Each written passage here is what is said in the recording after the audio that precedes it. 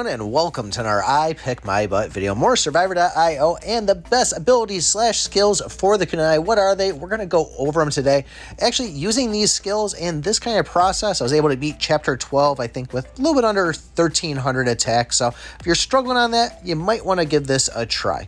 So there's no doubt about it. One of the first things you want to at least try to do is get this Kunai evolved into the Spirit Shuriken, and this pretty much makes the same machine gun. It really is a boss melter. But in order to do so, we're going to need to grab the Koja Ninja Scroll, which is going to give us an experience gain plus 8%. Really not helpful for the fact of actually, doing more damage inside the game, but it is going to be needed to at least grab one of those. And let's be honest, the best offense is the best defense. I think it's something like that. I'm probably saying it wrong. But the other thing we want to go for in this is Guardian. And this is going to be one of the other first things you're going to level up, because this will help with the mob controls inside the game.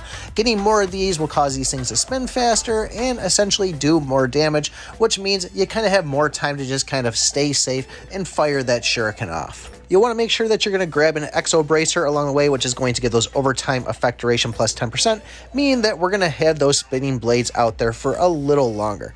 Now, when the time comes, finally get this thing upgraded to Defender, which pretty much means we're going to be spinning blades around non-stop and just doing some massive damage. If you're not seeing enough Guardians in, past that 5-minute mark, definitely start picking up some bricks. That's the next thing we really want to prioritize to keep the mobs under control. Yes, at first the brick doesn't really seem to be doing too much. You do want to make sure you're going up with it versus down. It seems like it does a little bit better damage, but once you turn it into the dumbbell, it's definitely going to be hitting in all directions, and this also helps kind of keep those mobs away.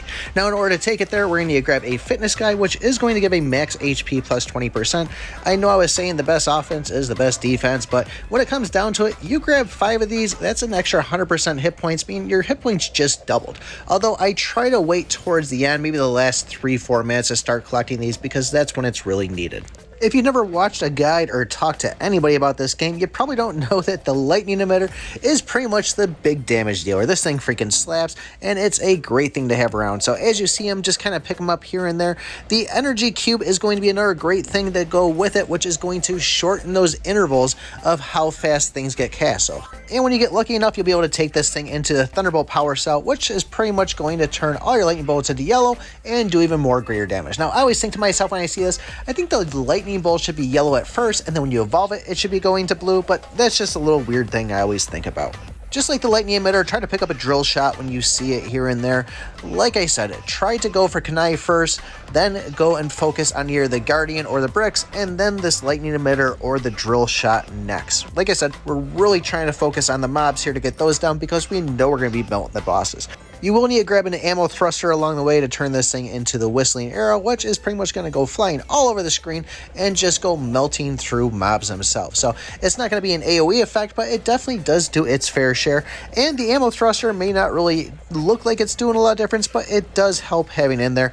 I wouldn't really focus on grabbing the bullet flight speed right away and maxing those out, but it's definitely something we do want to try to get to before the end of the chapter. And the last 2 things I grab is number 1, the rocket, which definitely helps out on the bosses and the mobs.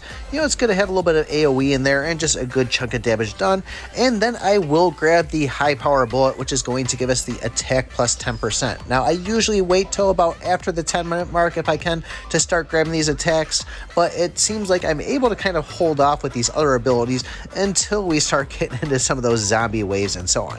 But of course, this does mean we are not going to be able to upgrade that rocket and evolve that, which is perfectly fine, because if you saw the video from the other day, you know that rockets will just go right through the bosses, which is a no bueno when it comes to trying to kill them. So this is the approach I did for beating Chapter 12. If you guys want to see kind of a Chapter 12 explanation video where I show you every kind of little step in detail and thought process, let me know in the comments below and we could post something on that. But give us a try, guys. It is pretty solid if you are using the Kunai.